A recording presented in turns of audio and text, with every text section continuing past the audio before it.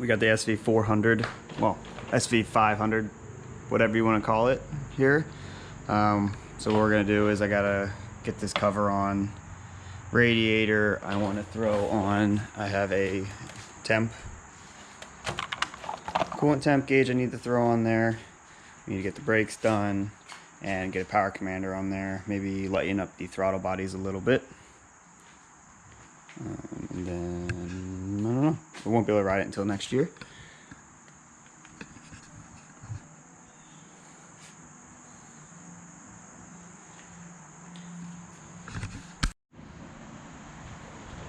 Before I really get started, I just want to talk about the bike a little bit. I hope to have it at the MotoAmerica weekend next weekend at New Jersey, because I want to get it on their scales to see where we're at weight wise. You know, I'm doing things to cut weight that I normally wouldn't maybe do on other bikes. One is this Hyper shock.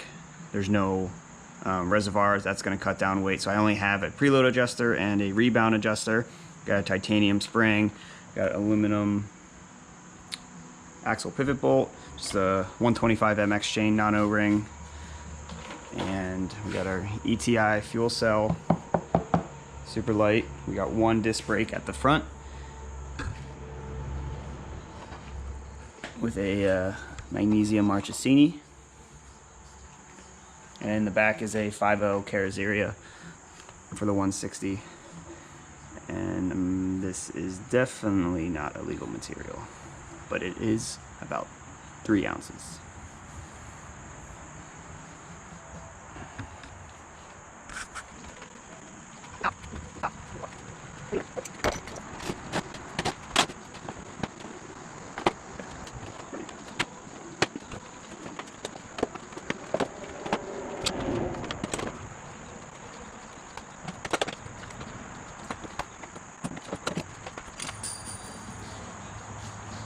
This thing is unholy, like.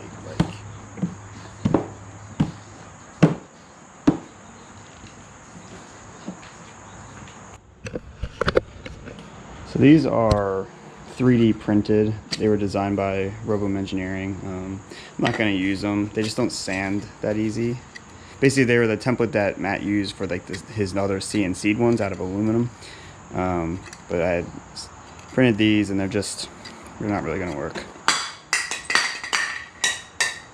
Another thing we're gonna do with throttle bodies is these are stock, and they're gonna stay the stock bore. We don't really need to, you know, bore them out. But gonna remove the idler plates and remove all the, you know, that STV valve crap that, you know, you don't really need.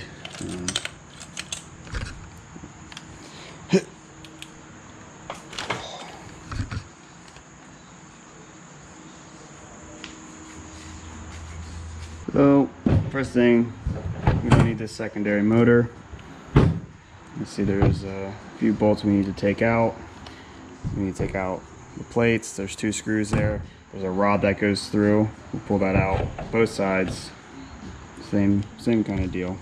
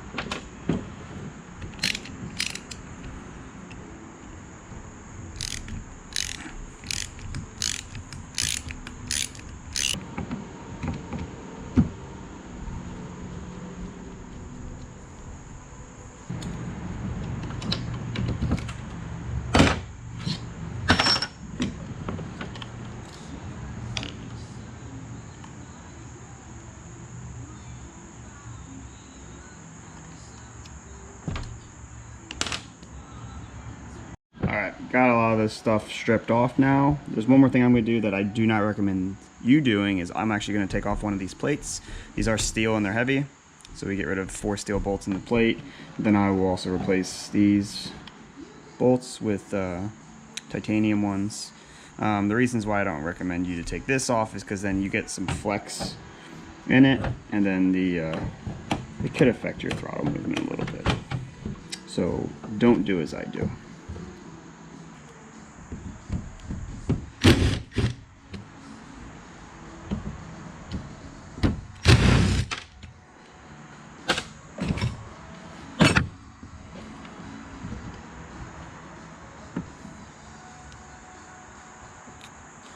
One other thing is I'm not going to run the 04 or 03 to 06 injectors. I'm going to run newer injectors just because they have a better spray pattern.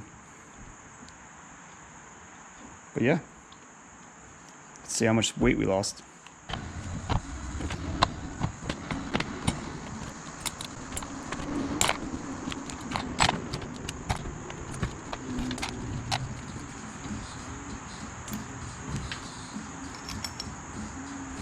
£1 pound, 9.4 ounces off of our throttle bodies.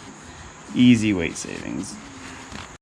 So one of the things I like to do on bikes is put on the first gen clutch cover if possible, because this cover can actually be taken off so you can change your plates and not to worry about draining the coolant.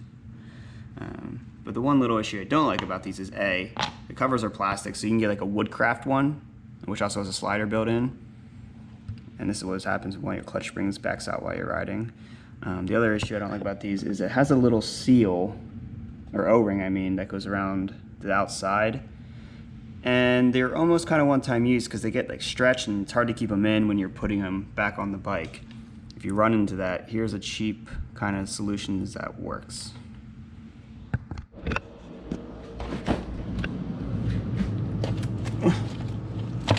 Oh man. I got buried. You throw it in your freezer.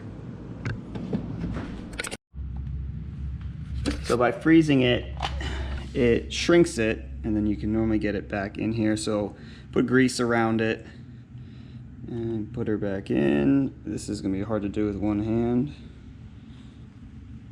I think we're almost there. Oh, no, well, yeah, grease it, put it on there, and we'll get it back on the cover. 1, 2.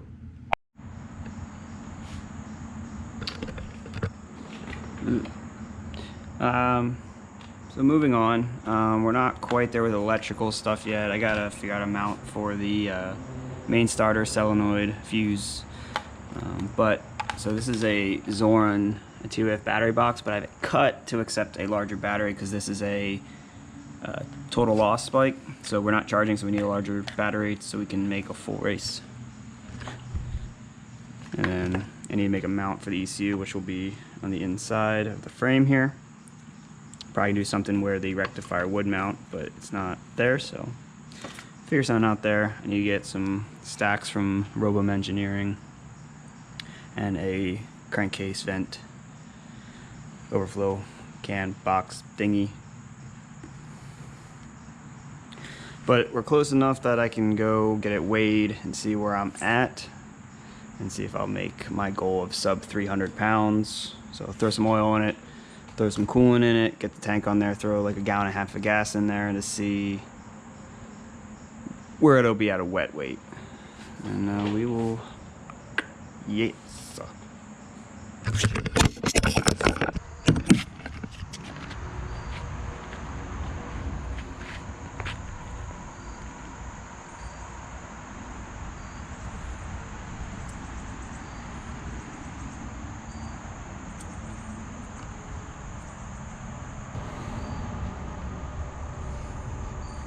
Don't mind this number plate.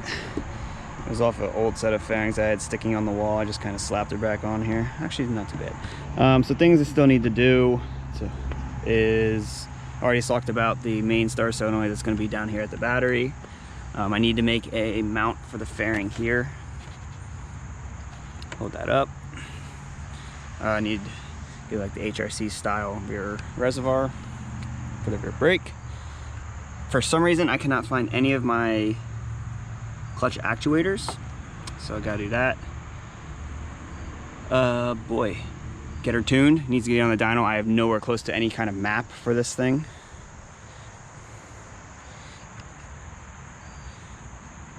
That's it? Maybe? I don't know. So, I mean, it would have been nice to get new fairings for it, but these are old fairings that have been crashed and whatnot. Same with the tail, but I love this style tail. You can't get it anymore from Pidec. They went out of business. So, let's see what MotoAmerica scales say for weight.